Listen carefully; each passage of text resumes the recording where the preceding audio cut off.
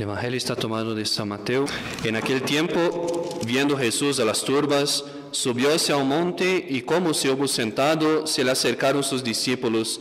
Abriendo entonces su boca, les enseñaba diciendo: Bienaventurados los pobres de espíritu, porque de ellos es el reino de los cielos. Bienaventurados los malos, porque ellos poseerán la tierra.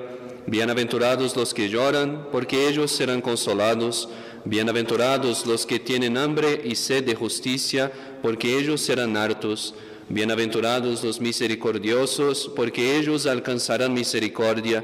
Bienaventurados los limpios de corazón, porque ellos verán a Dios.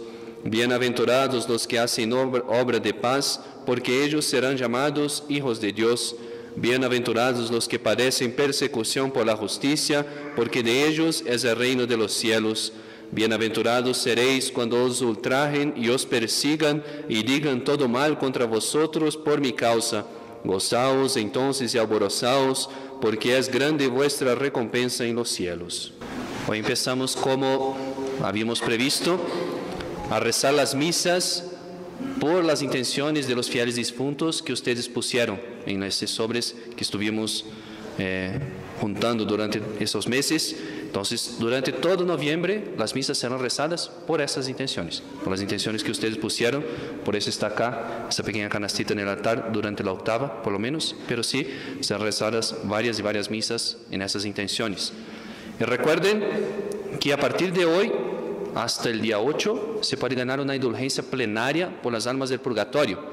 Entonces, comunión en el día que va a ganar la indulgencia, las condiciones: confesión 8 días antes o 8 días después, visita a un cementerio en el día 1 al 8, salvo mañana sí una visita a la iglesia, a una iglesia, y rezar por las intenciones del Santo Padre.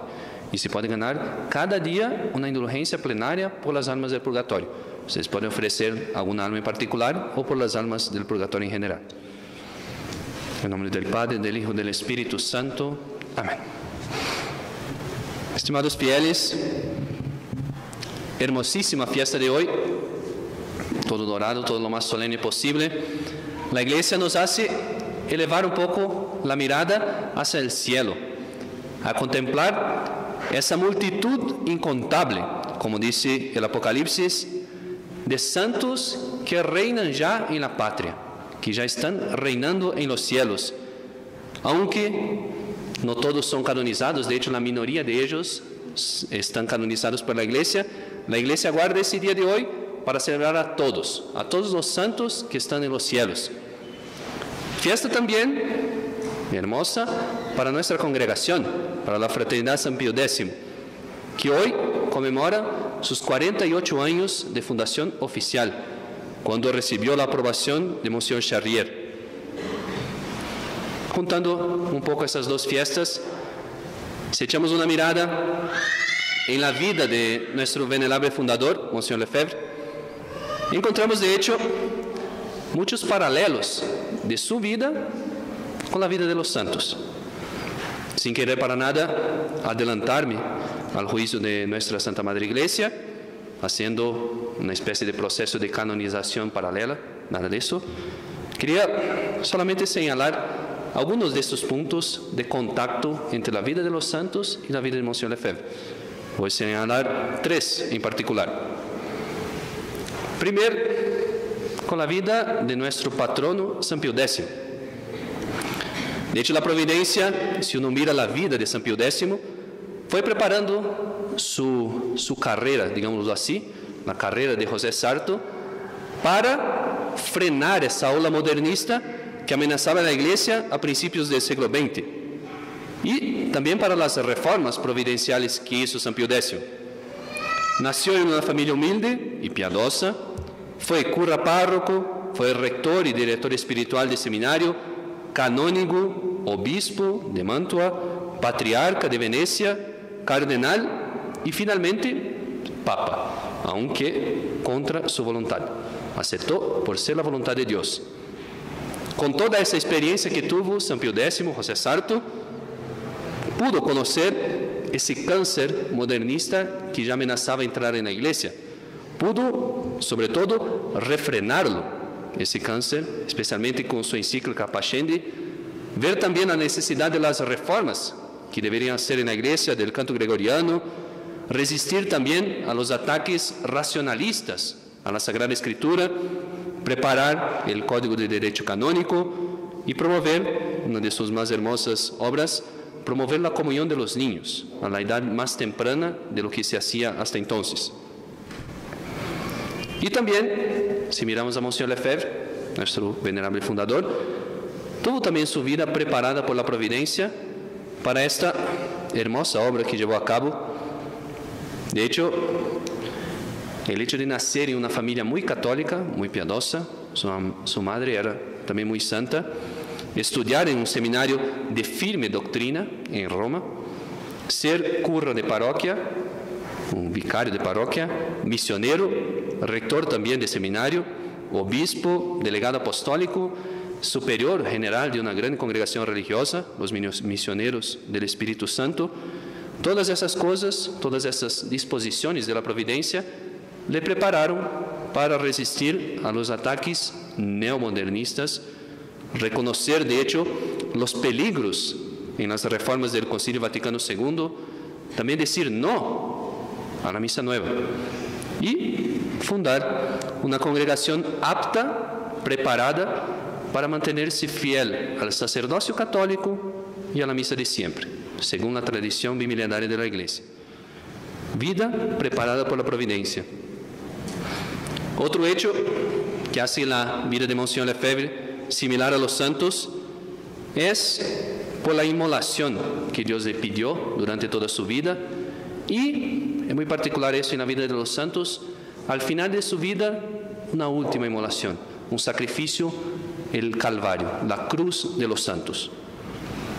Bien claro se ve eso en la vida de San Bernardo de Claraval. Este santo vivió, de hecho, como un misionero, se fue llamado el árbitro de Europa San Bernardo, cuando lo que más deseaba, lo que más quería, era estar escondido en su celda, absorto en sus contemplaciones, su vida de oración, su vida monástica. De hecho, se hizo monje. Y cuando fue impelido por la obediencia a predicar la Segunda Cruzada, lo hizo, cumplió con ardor su misión, pero esa cruzada fue muy desastrosa, los resultados temporales de esa cruzada. Él hizo a él, San Bernardo, al final de su vida, blanco de burlas por toda la cristiandad. Burlas porque se denigraba su misión, la misión que le habían mandado. Esta última grande cruz en la vida de San Bernardo, esta última inmolación, fue como el broche de oro de una vida, de hecho, totalmente entregada a Dios, de una vida de cruces. Y Monsieur Lefebvre también llevó una vida muy sacrificada, y especialmente cuando llegaron las reformas conciliares y preconciliares y postconciliares, que se hacían contra la tradición que conoció, amó y defendió siempre. Tanto le costó a Monsieur Lefebvre asistir al primer ensayo de la misa nueva, que se quedó sin palabras, paralizado, no sabía lo que decir.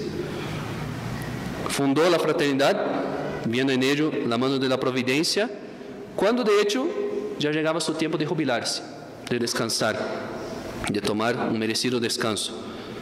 Y si no bastara todos esos sacrificios, sufrió la amargura para un obispo como él de verse prohibido de celebrar los sacramentos por Pablo VI, y cuando en el último acto para hacer sobrevivir la tradición católica consagró a los 4 obispos, la última inmolación, se vio fulminado con una injusta condenación, excomunión.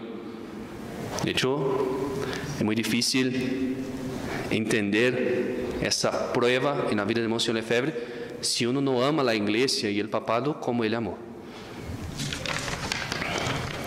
Y un tercer paralelo que podemos hacer entre vida de santos, vida de Monsieur Lefebvre, es la obra que, guiado por la providencia, fundó. Un santo San Benito, el patriarca del monacato occidental, vivió en el siglo V y VI, Hizo una obra con sus monasterios que de hecho preservó la fe de la Iglesia delante de muchos ataques en toda la historia de la Iglesia. De hecho, la regla que San Benito escribió resplandece a la vez una prudencia sobrenatural y un conocimiento muy profundo de la naturaleza humana.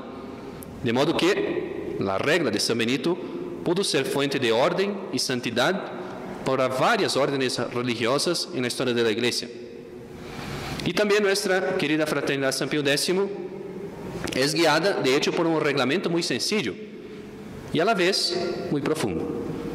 Nuestra regla, si ustedes la miran, es muy pequeña, pero la sabiduría que puso ahí Monseñor Lefebvre en esa regla, en los parámetros para guiarnos, nos defienden, de hecho, de los ataques modernos y son fuente de santidad. Nada más central en la Iglesia, en toda la historia de la Iglesia, que la Eucaristía, la Santa Misa y el sacerdocio. Pero fue Monseñor Lefebvre que la providencia guió para poner una congregación centrada en esos pilares y más, capaz de mantenerse firme en tiempos tan críticos, en tiempos de crisis tan profunda. Así como la regla de San Benito, las reglas de los santos que fueron fundadores, nuestra estabilidad de la Fraternidad Sacerdotal San Pío X depende siempre y va a depender siempre de nuestra fidelidad a los principios que nos dejó Monseñor Lefebvre. Entonces, agradezcamos mucho a Dios nuestro Señor por nos haber dado ese faro en tiempos tan tormentosos para la historia de la Iglesia. Nada más difícil que no saber a dónde ir y no tener luz para saber a dónde ir. Recemos también por la obra de Monseñor Lefebvre, que nos conserve fieles a sus principios, para que la Iglesia vuelva también un día al tesoro de la tradición y para que la santidad también resplandezca en nuestra vida, haciéndonos a nosotros miembros de esa fraternidad como sacerdotes, hermanos, pero también a vosotros fieles, fuente de santificación y salvación para las almas. Ave María Purísima. En nombre del Padre, del Hijo y del Espíritu Santo. Amén.